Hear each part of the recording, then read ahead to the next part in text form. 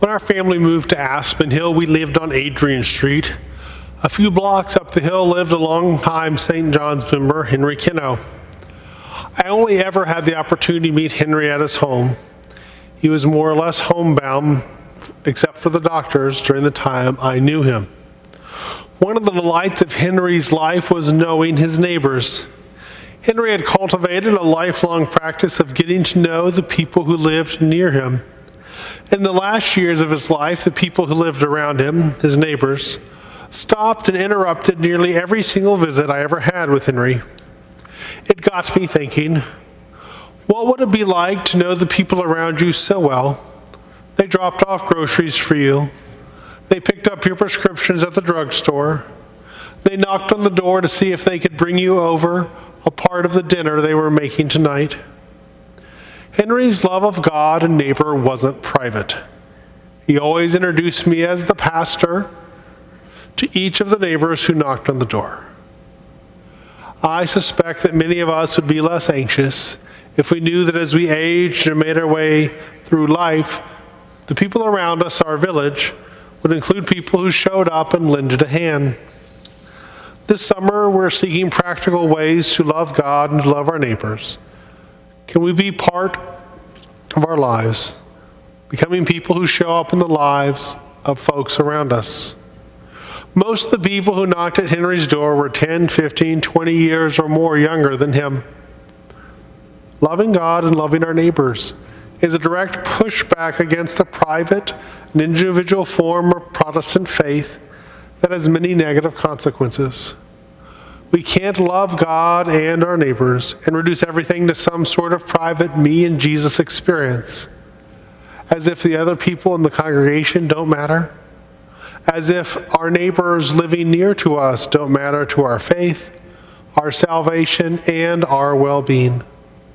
The claim of loving God and loving our neighbors is that we belong to each other. This week, look for opportunities to be the neighbor you long to have in your own life. Can you pull up the trash cans for someone? Or ask someone if you can pick something up on your way to the store? Or even better, can you ask to borrow something from a neighbor? Or be the one who borrows something else from them instead of going off to buy it for yourself? And if you aren't confident enough yet, or feel you don't know enough to know what someone might need or find useful, simply talk to them and spend some time getting to know them. Together, we can do this and make our world a more hospitable and a more gracious place. Amen.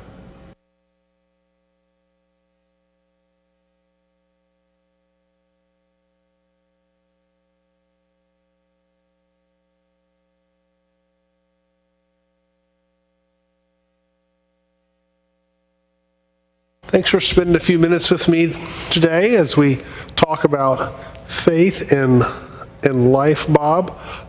So why don't we just start here? Do you have what are your earliest memories of faith and life in a church? My earliest memories. We were in a farm community that was just developing called Paramus, which is now relatively large in New Jersey. But it had no churches or anything yet. We went to, I remember going to a church in the next town over, and I was so young, I was playing first half of the service, we'd be in Sunday school, and I'd be playing with trucks and so forth. I mean, I was really little. Yeah. And then you go up and join the service. Okay. Okay? And by the time I was 5 or 6, the people in Paramus decided they were large enough to start a church. And my parents were very active in it. My father was one of the councilmen. My mother was one of the teachers. And so I remember the church developing. And all these kids coming in who lived in my community who I really didn't realize were in the same church, you know, same Lutheran. Yeah. So we formed a Lutheran church in town. Oh, wow. And I remember that. So were your parents charter members then? Excuse me? So your family was like one of the charter member family? Yes, they were charter members. Wow. And That's pretty cool. therefore, they're always active, and whenever we had new members, they'd be coming over the house. So Yeah. all the new kids coming into town, Yeah. Paramus grew from like 6,000 people to 26,000 people in a 5-year period. Wow. So all these people coming into town, and the ones that joined the church, of course, I got to know them right away. Wow. So what did your parents or your family teach you then about giving back and volunteering? Giving back to what? Giving back or volunteering as an adult? Oh, well, they were always very active. Plus, my father was a councilman in town, plus in church.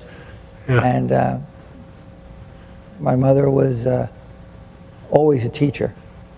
And so we had 2 services, one to go to the church and one for the Sunday school. So I'd be going to both because we only had 1 car, so you didn't go back and forth. Okay. And I don't know, it was a time when the town was growing and we just knew a lot of people. Yeah. And, schools were growing. They went from 1 or 2 schools to 7 Yeah. by the time I got to Wow. high school. So, in fact, by that time we had 2 Lutheran churches then. The town Okay. split in half, Wow. okay? Now, when I first met you a few years ago, you had recently retired, I believe, as a CEO of a company.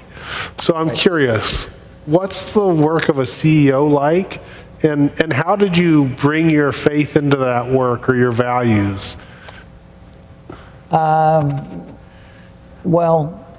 I mean, I started as an accountant, a CPA, Okay. and then went from company to company.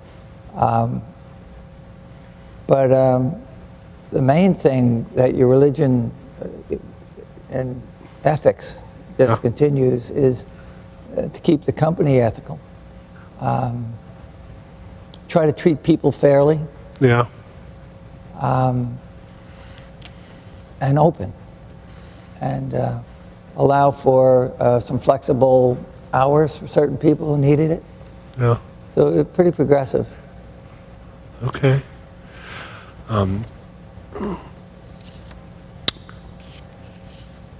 If you were going to tell somebody about church or St. John's or faith, what's one thing you'd want them to know that you think they wouldn't know?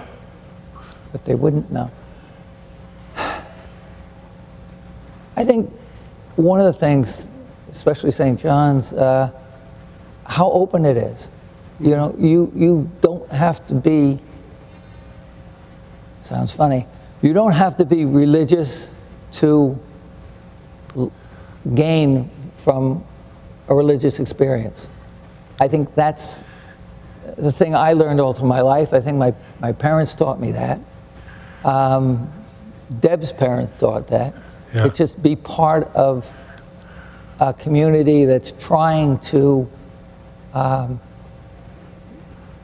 live a spiritual life. All right. And I went to, it's interesting, I went to a Lutheran college, Uppsala, in New Jersey, and it had all faiths, you know, it had Yeah. everyone in it. It's like any other school. But that was all part of the learning experience also. Right.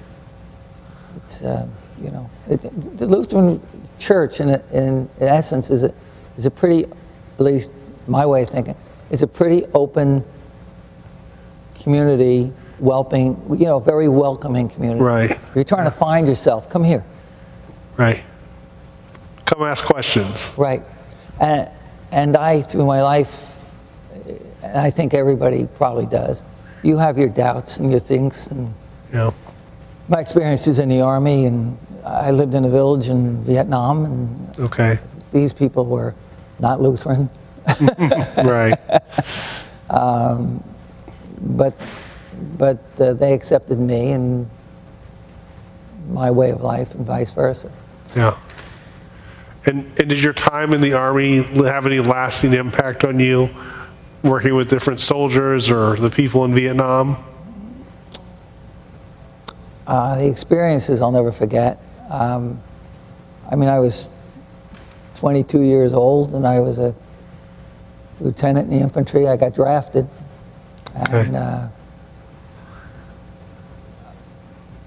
got talked into becoming an officer. Primarily, it would defer my going overseas by a year. We thought maybe the war would end, you know? Okay. Okay, so it's not for any altruistic reason other than self-preservation. Yeah. But it worked out okay, but I wound up being an infantry officer, Okay. and from time to time living with the village and training their infantry, and religion helped keep it together. We had some good talks. We had different religions, but Right. where the Vietnamese did it, one village might be all one, another village would be all another. And you had to be careful, you couldn't put them together. Okay. And it was interesting as a Lutheran, which they really didn't understand, or, you know, as a Yeah. Christian, I was sort of in between. So Oh, I could that's- bridge that gap, and it was good to have that experience Yeah. and that background. Yeah. That's great. Well, thanks for taking a few minutes and talking with me today and sharing a little bit about your life and faith. Okay, well, thank you.